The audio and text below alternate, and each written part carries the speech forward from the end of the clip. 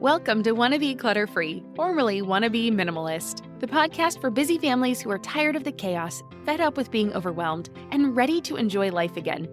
Each week, we talk about how to let go of the clutter so that you can focus on the things that actually matter. And it's not just physical clutter. We talk about the mental and emotional stuff too, because if it's holding you back, it's time to ditch it.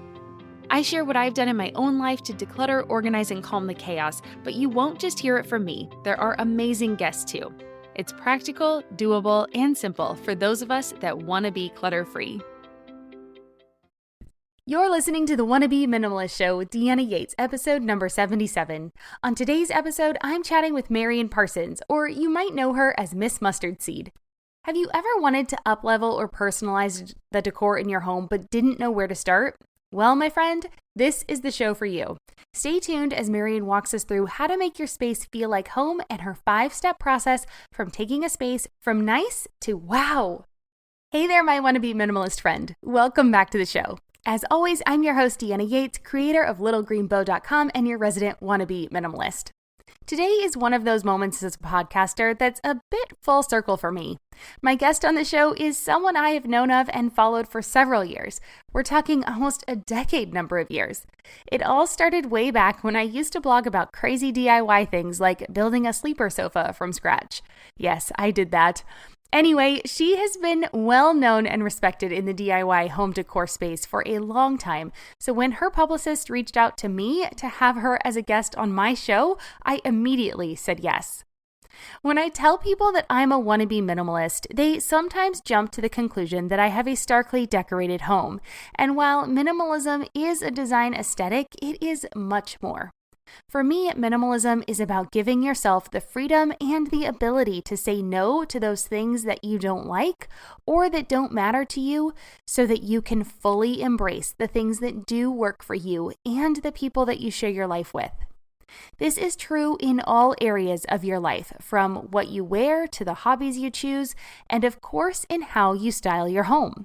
And even though I have changed a lot since my DIY days and my design aesthetic is very different now, I knew my conversation with Marian would be amazing, and I was right. She is so nice and so giving, and she has a way of welcoming you in, and it makes you feel like your old friends sitting down with a warm beverage. Now, she has a new book out, and we talk about that in our conversation, but there is so much more to her, and I hope that comes across through our conversation as well. This woman knows her stuff when it comes to decorating a space that feels personal, unique, and welcoming to you and your family. So Marian Parsons is a wife, she's a mother of 2 boys, she's a paint enthusiast, lover of all things home, and author of a book called Feels Like Home. She started Mustard Seed Interiors in 2008 as a way to earn extra money for groceries. And what started out as a one-woman decorative painting and mural business evolved into an antiques business that tripped into a blog and blossomed into a successful international brand. While the focus has been on the home, the heart of her blog and business has always been providing encouragement and inspiration to women in the areas of decorating, homemaking, and creative endeavors. Our discussion starts with looking at how Marian's journey started. Hint, it was in a cookie-cutter suburban home when she was actually dreaming of living in a farmhouse, and why our relationships with our homes are so important. Then we dive into an area that I was selfishly looking forward to, and that's how to style your home to make people say, "Wow, you did this?" I am happy to say that Marian did not hold back on the advice. So when you're finished listening to this episode, be sure to head over to littlegreenbow.com/77 to get the show notes for today's episode with links to Marian's site, her socials, and her new book. Again, you can find it all at littlegreenbow.com/77. And now let's get to my conversation with Miss Mustard Seed herself, Marian Parsons. Well, hi, Marian. Thank you so much for joining me on the Wannabe Minimalist Show today. How you doing? I'm good, Deanna. Thank you for having me. Oh, it's my pleasure. So I know a lot about you. I have followed your blog, Miss Mustard Seed, for a long time now, and it was such an inspiration to me when I was doing more of my DIY stuff way back when. But for my listeners who are not familiar with you, because I'm now more on the minimalist side, why don't you just tell me a little bit about yourself? What led you to where you are now with your journey with decorating and DIY and interior design and all of the stuff that just makes you so wonderful. Oh, well, thanks. I've always loved all things creative. And growing up, my parents really encouraged me to try different things. We did a lot of music. I did a lot of theater when I was younger. And then just making things like little crafts. And I had one grandfather who's a builder, one who's an engineer. So we were always fiddling with things. And so I just kind of grew up with this, just having my creativity really encouraged. And about 12 or 13 years ago, we really needed some money. We were just at home. I was a stay-at-home mom. I had two small boys, and we really needed some income. And really the only way for me to make an income was to do something from home. So I looked into some different options and eventually decided to start my own business. My mom especially really encouraged me in that. And I started doing decorative painting and murals. And then that sort of turned into painted furniture and refinished furniture. And then that evolved into a blog after about, a few months of doing that. And I've always loved decorating and home. So I'd been doing that a long time as a hobby and helping friends with that. And so it's one of those things that it just kind of was one little step and then followed by another little step and then another one and another one that just eventually led me to where I am now. So I still share on my blog. I do freelance writing and photography for websites and magazines. And then I have the newest thing coming out is Feels Like Home, the book that just came out. Yeah. Oh, that's great. Well, let's talk about your book because it's fabulous. And so the book is called Feels Like Home, Transforming Your Space from Uninspiring to Uniquely Yours. And like you said, it just came out. I think it came out last month, right?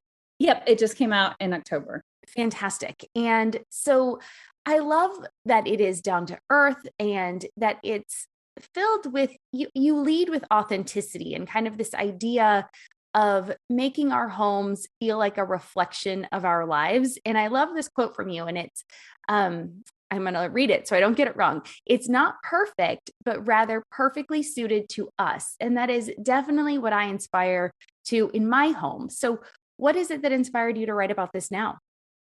Well, it really was my move. So we moved from Pennsylvania to Minnesota.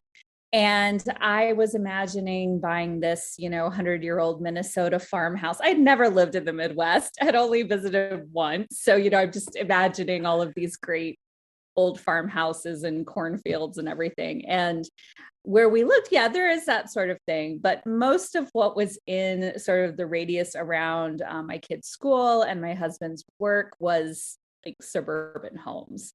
Yeah. And we had a pretty long list of things that we needed, like space for my business. And we wanted to have an easy commute for work and school. We needed certain things for the boys and their age. We really liked the idea of living in a neighborhood so they could walk to the park and ride bikes with friends. And we didn't have that where we were in Pennsylvania. So as we started looking, I realized like this old house is not going to happen. It's just not. And so what we ended up in was this 13-year-old suburban home with a 2-story foyer, which was not what I wanted. Very beige.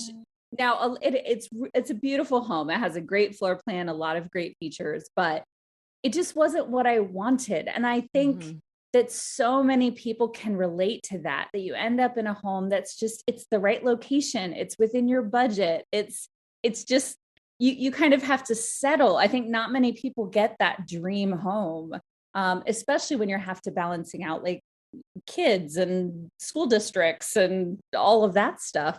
Yeah. So I ended up in this home that wasn't really what I wanted. And I thought as I was writing a blog, I thought, oh, my blog audience is going to be so disappointed that I'm buying this like house that's really boring and beige. And actually the feedback I got was, this house is so much like mine. Like my kitchen is that exact same floor plan, or I have those same cabinets, or I'm dealing with that same issue. So what I found is that it was so much more relatable than, maybe what I was imagining. And so I've taken my blog readers on this journey of adding personality, adding my style to this kind of clean slate of a house. And that's where the book came from.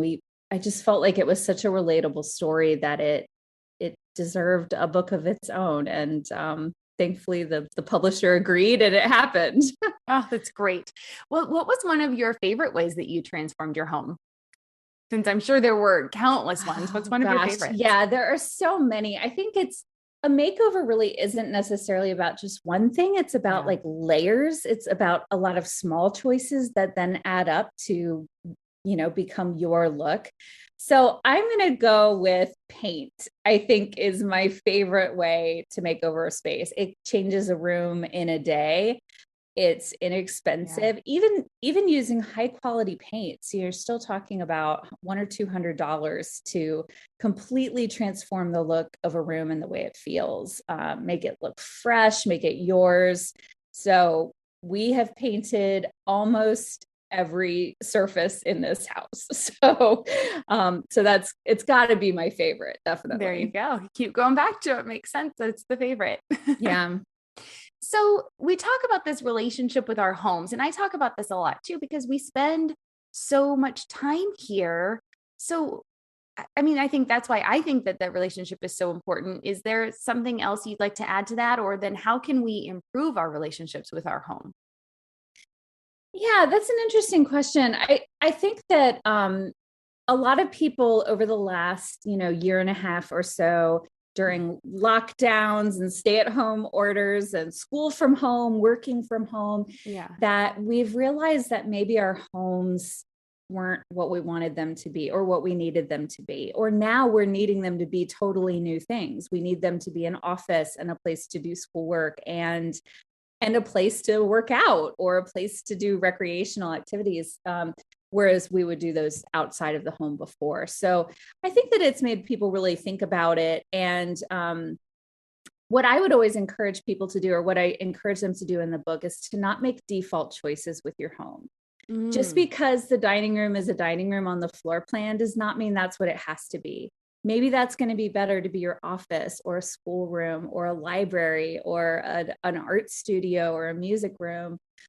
Just because something is, a kitchen eating area doesn't mean it has to be that. Since everybody hangs out in the kitchen, maybe that should be, maybe there should be a sofa in there and that could be a hangout space. So I think being willing to customize your home just beyond the putting your paint color on the wall, but actually using each room the way it's going to benefit you the most. And there are so many rooms that are underutilized or unutilized, like a formal dining room, like a guest room.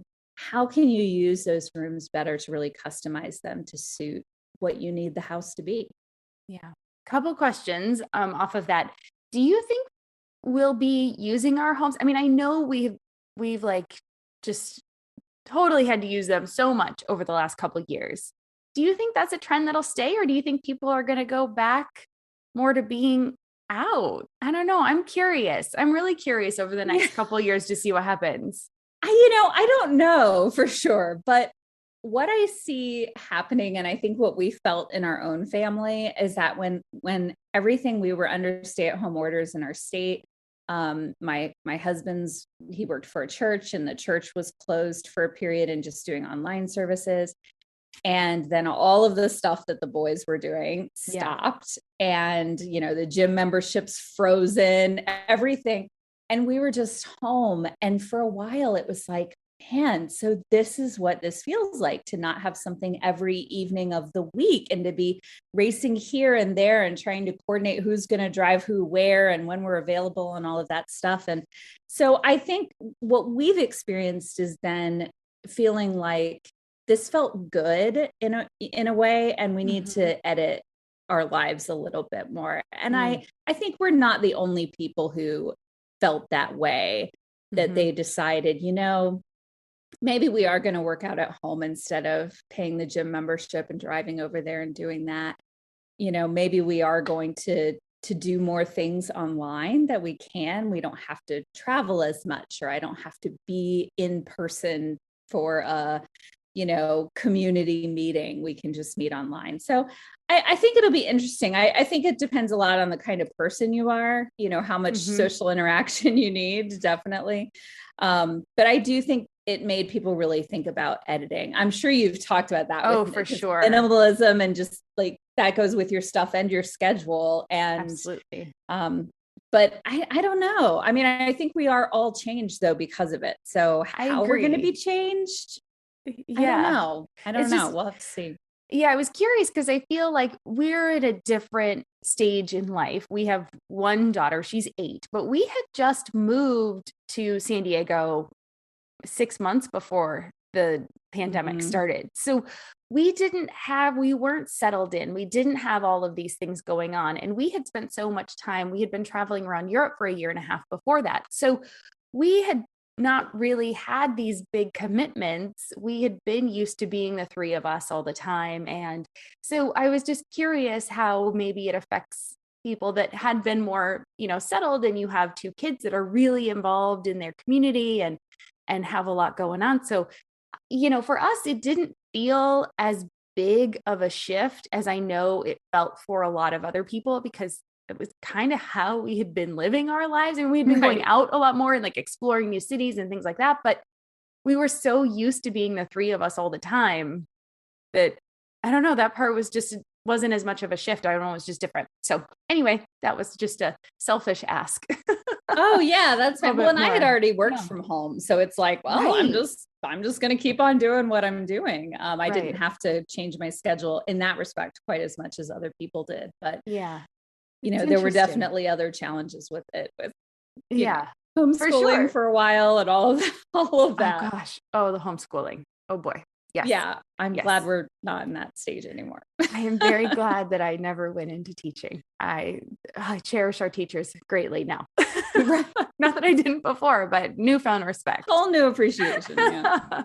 So something else I was going to touch on was you were talking about, making small changes over time. And we may get into this in a moment, but how do you know what small changes to make or where to start? Or how do you even pick what design you want to go with? Because I think that's where a lot of people get hung up, is because you've moved around a lot, or you're in this space and something doesn't jive, but you're not quite sure what it is. How is it that you kind of uncover those little nuggets that okay, I'm going to go this route and let's just try that path for a while. I'm Margaret. And I'm Amy. And together we host the podcast, What Fresh Hell? Laughing in the Face of Motherhood. Margaret, I would say you're sort of a where are my keys kind of mom. Correct. Sometimes a where are my kids kind of mom. Well, you're, Amy, more of a we were supposed to leave 35 seconds ago, mom. I mean, touche. In each episode of What Fresh Hell, we come at a topic from our usually completely opposite perspectives. I bring the research. And I bring kind of the gimlet eye. Like, is that research really going to work, people? And almost 10 million downloads later, we're still laughing. We also talk to experts in the parenting field, plus parents with stories we can all learn from. We make each other laugh, we challenge each other's assumptions, and we have what we think is the best parenting community on the internet. Check out What Fresh Hell? Laughing in the Face of Motherhood wherever you listen to podcasts.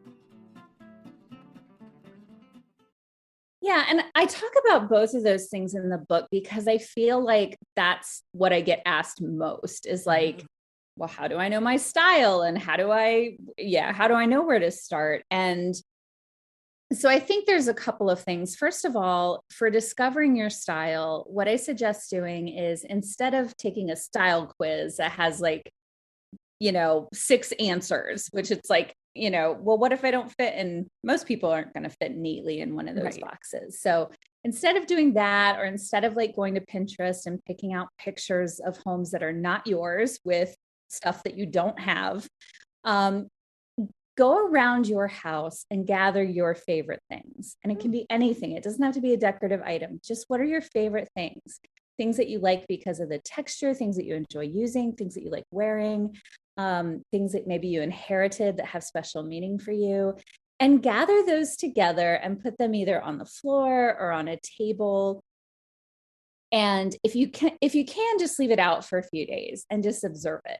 If you can't, then take some photos of it and just observe those photos.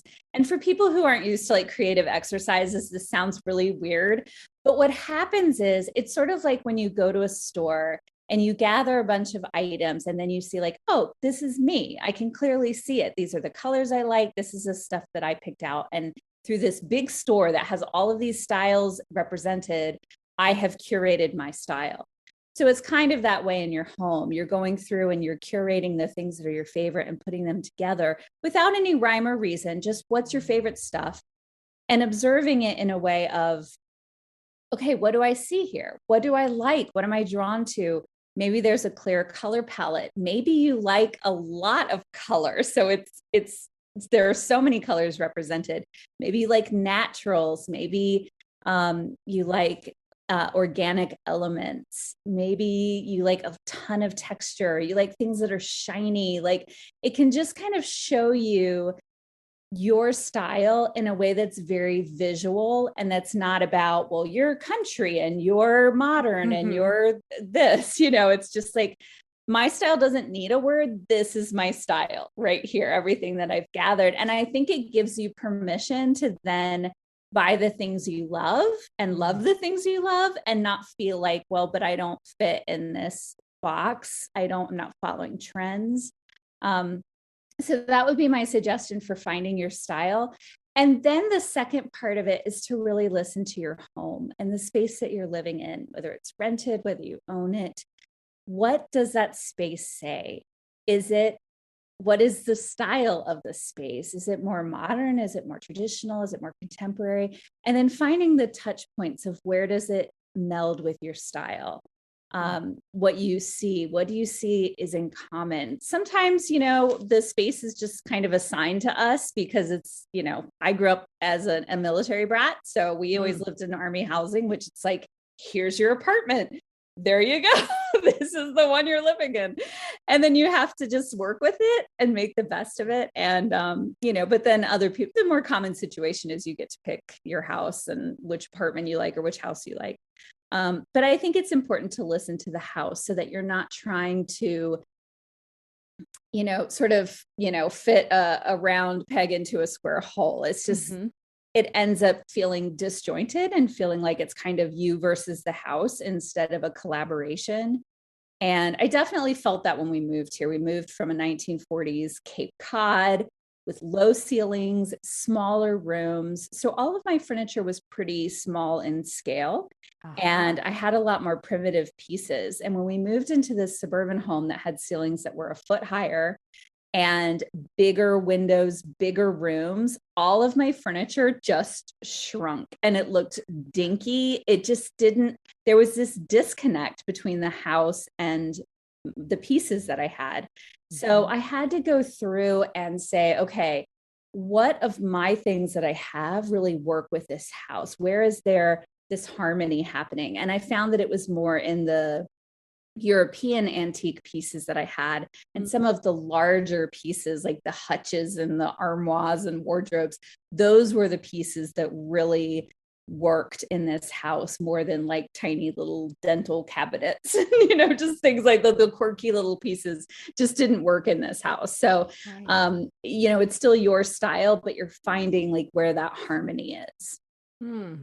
I love that. I love thinking about your home as a member of the family as well, right? And it's kind of the, open arms that greet you when you come home, and what is it saying to you, and how does it want to feel and fit into, your family. I love that. Giving it that personality and making it part of, who you guys are. Yeah, it's a little nostalgic, but I do think like a part of, if you're one of those people who drives through old neighborhoods and you look at the houses and sort of pick which ones you like and which ones you would love to live in and all of that, I see a part of living in your home is being a part of the story of making it a great old home one day. And you can do that by making choices that honor your style, but also honor the house so that, 100 years from now, it's not like, oh, who ripped out all the original, the original banisters and the things that we angst over when we see really old homes that people have they remodeled in the 70s and completely disregarded the style of the home.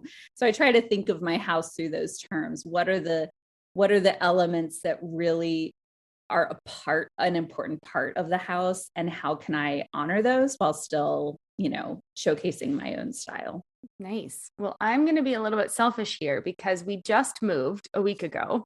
Wow. Literally the moving truck was last Monday as of when we're recording this.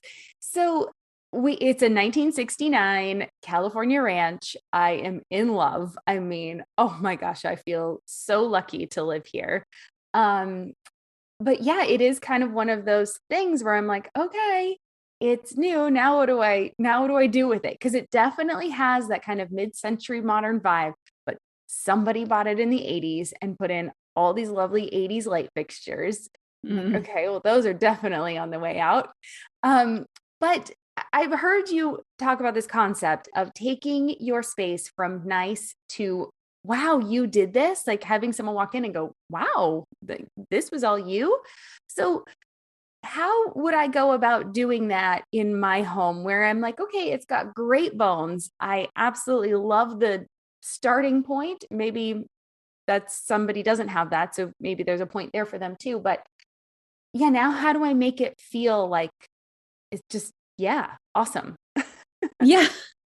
So I go through 5 steps and I'll kind of just brush through them real quick. Awesome. So one would be finding some sort of a statement piece for each room. And it could be something that sort of flows through the whole house. Maybe there's this overarching statement piece that you love and would like to sort of have threaded through the home. It could be anything. It could be a piece of art. It could be a rug. It could be a kind of fabric. It doesn't have to be an enormous piece. It could be a piece of furniture, but what it is it's something that acts as a compass when you're decorating your home. So you can say, this is what is going to lead me in the right direction. And I think it's what can help you stay off track when you see things that you love and appreciate, but maybe aren't going to work in your house. So that's so much a key of, I think creating a great space is almost more about what you don't buy than what you do buy. So having that compass in place can help you, to make good decisions. I think you also need to have a focal point in each room. And some of those are built in, like a fireplace or like a range in a kitchen or picture windows.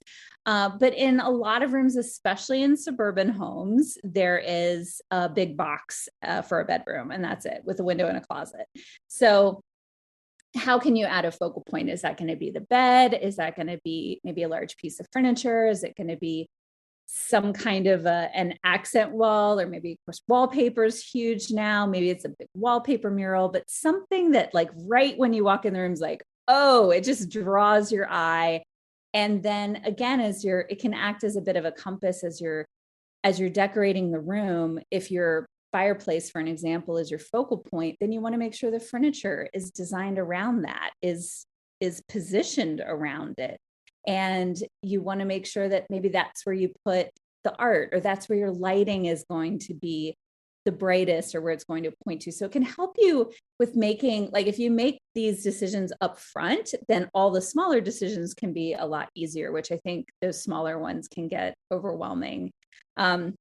And then the last ones would be add layers. So have a lot of different textures and a lot of layers playing in. And this is where it comes into play to just make one decision at a time, and all these decisions that add up into layers that look like you.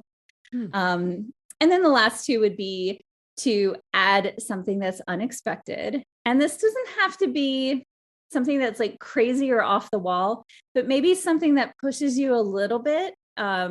Maybe it's color, maybe it's just doing something that's a little unexpected. It's just about trying things that are different. And again, like kind of working outside of the box of, well, this is the dining room, so we're going to put a dining room set here with chairs and a buffet and a mirror of the buffet and a chandelier.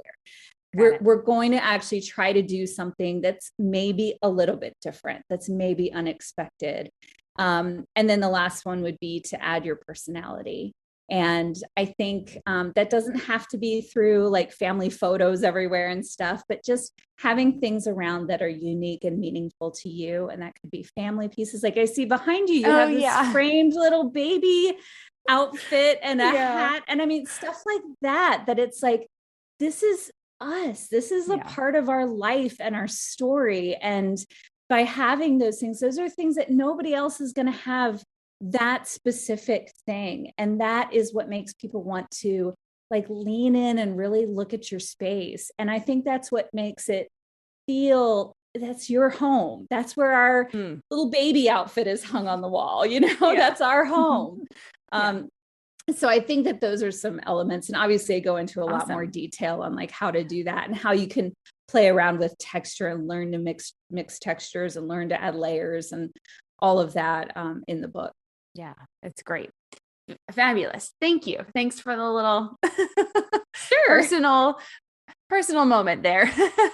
So, but how do you include your family members in this process? So I know a lot of it, you know, is going to come down to, you know, generally there's one point person. I agree that there should be one point person because it can get really difficult when everybody's involved. But you obviously, your family is super important because this is their home too. So how do you work through a process like that? Like what happens if your partner doesn't like the same style? How do you start to meld stuff? How do you, I mean, I know that's a lot. That's a really big topic. So we're not going to go too far into that. It's like counseling. Yeah, it is like counseling. So how do you kind of at least just bring them into the process with you? Well, I think the exercise I described about finding your style, I think is wonderful to do with your spouse, with who you live with your kids, to have them collect their favorite things and see what they are. And so that you can see what their style is and what their favorite things are. And so that they can see it as well.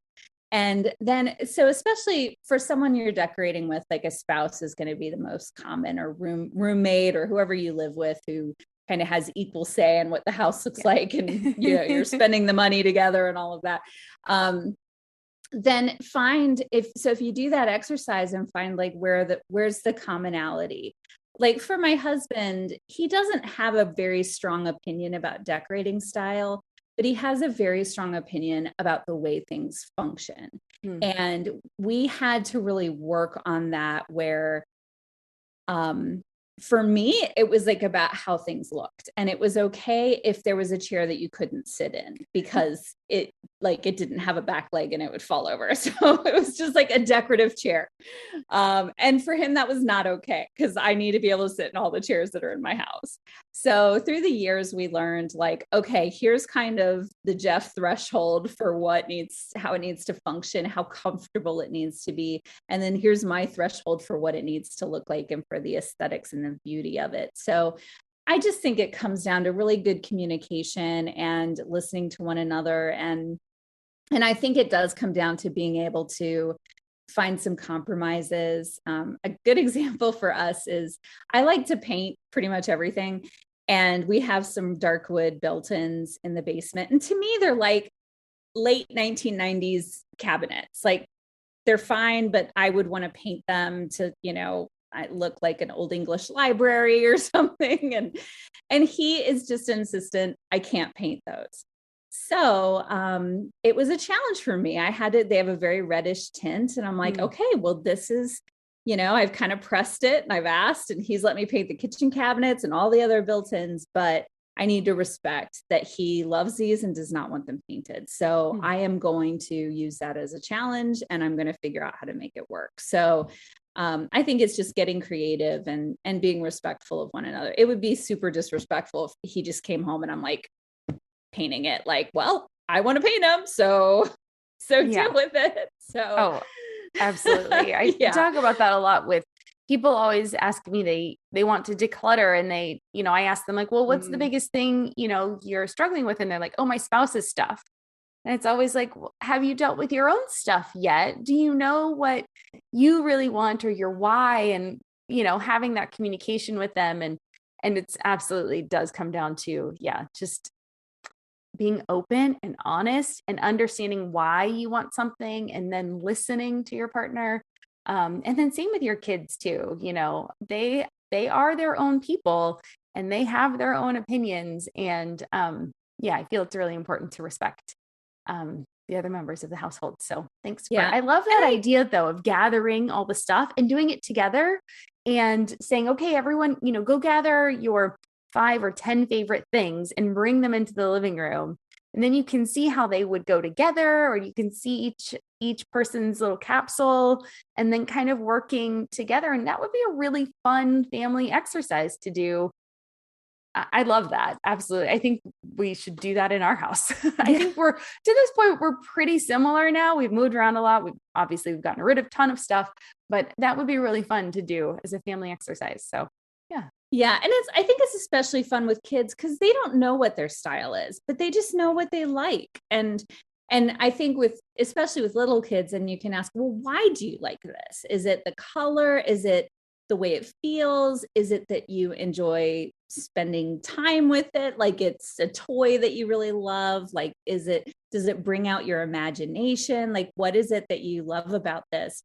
I think it can help us learn our family members better, but also it can help us see like, oh, wow, I'm drowning out their style. I'm not listening to them because what they have out doesn't look anything like our house or any room in our house. And maybe it's time to fix that. Or I think it also gives kids a chance to have a say in what their room looks like. But again, in a way that's like, okay, so let's take a look now at the things you like, and then let me give you some choices that go along with that. So it's not like, here's the paint deck, pick a color, any color you want. Like it's a way to set parameters, but to let them still be a big part of the process and be kind of, steering the ship. Oh, that's so good. Oh, my heart broke a little bit, but I think that's true. I think that happens a lot, that we do as parents drown out our children around the home sometimes. And so, that's a good thing to keep in mind. I love that. Thank you for pointing that out. That's good. Yeah. That's good. Yeah. Because you do. I mean, this is their sanctuary as much as it is ours. And I think sometimes it's even more so for the kids, just because this is all they know. They don't understand the outside, the fact that they are going to leave this home one day and make their own home and do all of that when they're younger. So absolutely, they need to be a big part of the conversation. And yes, of course, I'm not painting my office pink for my daughter, but she is represented, like you said, you can see her in little touches around, with that baby outfit I have behind me. That's the outfit we brought her home in. We found out we were pregnant right before we went to Paris. So we bought this on Champs-Élysées. Like there's so much story that goes into that piece for me. And it's, just that little touch that really does show that it's important. And it doesn't have to be their colors, and it doesn't have to be like craziness, but just those little pieces. Yeah. So, yeah. And I've told my kids, so even as a mural artist, both my boys are like, oh, I want that Star Wars mural in my room. And I'm like, no, I will do that for a paying client, but I'm not going to do that for you because we're going to be painting over it in like 6 months, because then you're going to be into something else. So I've always said, like, we're not going to do like huge character themes, but if you would like posters or pillows or just something that we can add in and then change out as what you're into changes, then we can do that. But the funny thing is, so I love antiques, and neither of my boys like antiques. They both like sort of more modern. One of my boys likes very like mid-century kind of stuff. And so I'm like, okay, well, we'll do that then. We'll go a bit more modern in your rooms and do a bit more mid-century. So I'm not allowed to put antiques in their room, but I respect that. I get that. Yeah, that's good. Oh, I love it. Okay, well, let's kind of rein this back in. I could talk about this stuff all day long, but if you were starting your journey today, I like to ask this question because obviously in life, we grow so much over time, but people listening are just starting today. They don't have the advantage of going back and having 12, plus years doing this. So if you were starting over again today, what would be kind of that first thing that you would do, now knowing what you know? As far as in my home or with? Yeah, like with this kind of putting our homes and making them feel like they belong to us and they're uniquely ours.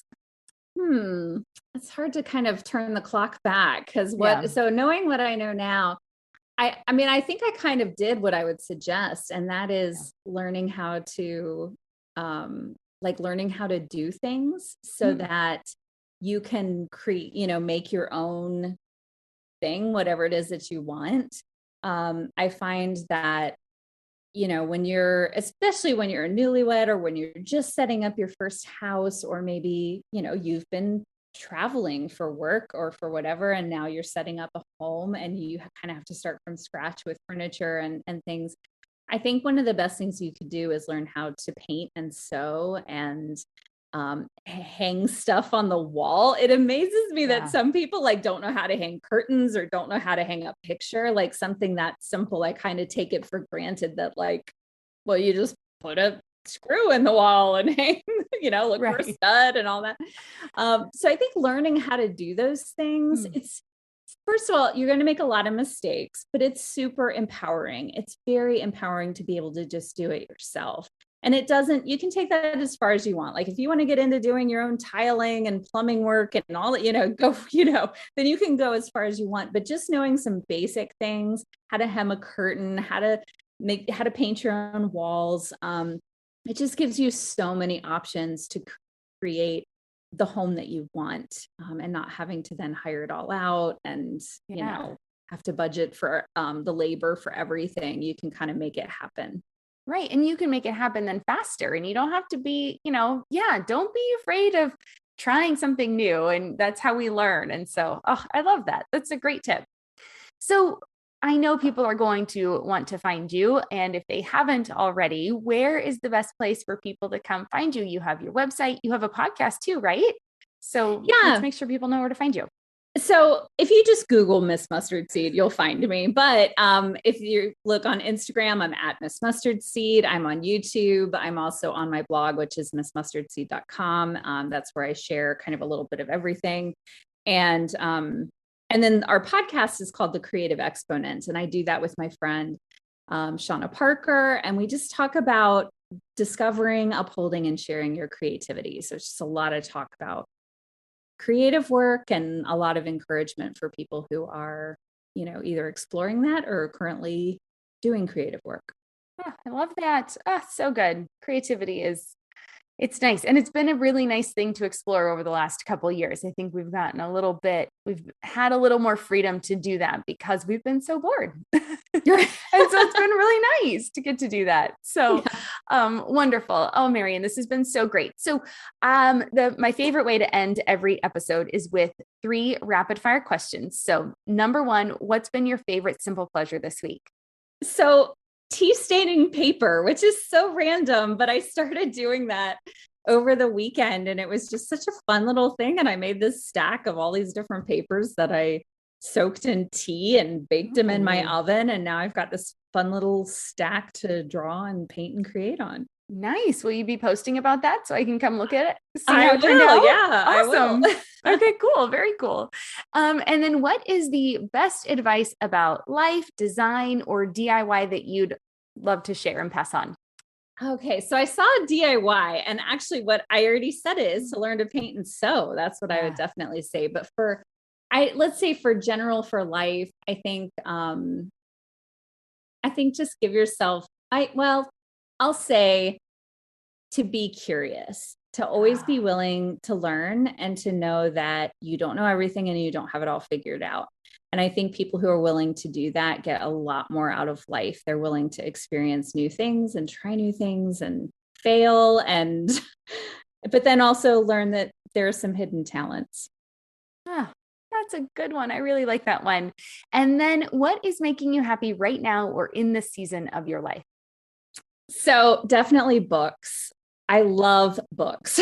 I just absolutely love them. Now, not like novels, although I do love novels, but I have to be on a novel diet because otherwise then that's all I'll do.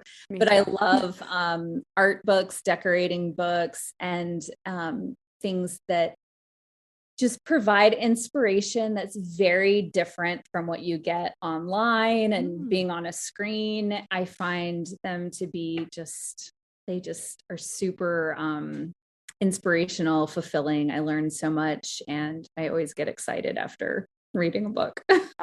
Great. Well, yeah. And then it helps inspire you to do more and be more creative and try something new. And love that little cycle going around and around. So that's great. Creativity comes from overflow. So you've got to have input. And So I would say if people are feeling like, man, I just like, who has the energy for that? Then you need some input that really gets you excited to do things that are creative. Yeah, little bonus tip right there, everyone. Make sure you do that. We're filling up our own cups so that we can give more back. It's not selfish. It's helping us so that we can help others. So yes. Oh, Marian, thank you so much. This was wonderful, inspiring. Just generally, I know listeners are going to, feel like this is super helpful. And one thing I love about it is it doesn't matter what your style is. These tips can work because I'm sitting here and I'm looking at our different spaces and how different they are. And I took a screenshot picture of this. So if you want to check it out, go to our Instagram feeds and you'll see it there. But yeah, I mean, the tips still work regardless of if you have your style or my style, which is much starker and plus everything's in boxes still. But, I just love that. I love that it's all customizable and, we can just use this no matter what your style is. So everyone, make sure you grab the book. It's fantastic. Again, it's called Feels Like Home, Transforming Your Space from Uninspiring to Uniquely Yours. And it's out wherever books are sold. So awesome, Marian. Thank you so much. Have a wonderful day. Thank you, Deanna. Well, that was so much fun for me, and I hope it was helpful, fun, and inspiring for you too. It's just a wonderful reminder that we deserve to have homes that are reflections of ourselves and our families. And by personalizing our homes, we can unlock our full potential to give more to the world around us. Thank you again to Marian for sharing so freely. Make sure you check out her book if you are trying to figure out how to make your space feel like home and a unique reflection of you and the people who live there. You can find the link to her book, website, and her social channels on my website at littlegreenbow.com/77. Again, that's littlegreenbow.com/77. That just about wraps it up for today's episode, but before I go, I want to take a minute to thank you for listening to this podcast. If you enjoyed today's episode of the Wannabe Minimalist Show and have not done so already, go ahead and subscribe to be notified of new episodes wherever you are listening today. And when you subscribe, please feel free to leave a review. Your reviews help me be able to bring more guests onto the show. Reviews give me insights into what you want to learn more of, and your reviews help me know what you find most valuable. This podcast is created to be a resource for you. It is not about me. It's so that I can serve you on your journey to the home and life you want. So your reviews help me know and understand what you would like to learn about and hear more. All right, that takes care of our show for this week. Join me next week when I will be talking about gratitude and being grateful in our homes and lives. It's perfect for Thanksgiving week. See you then. Cheers.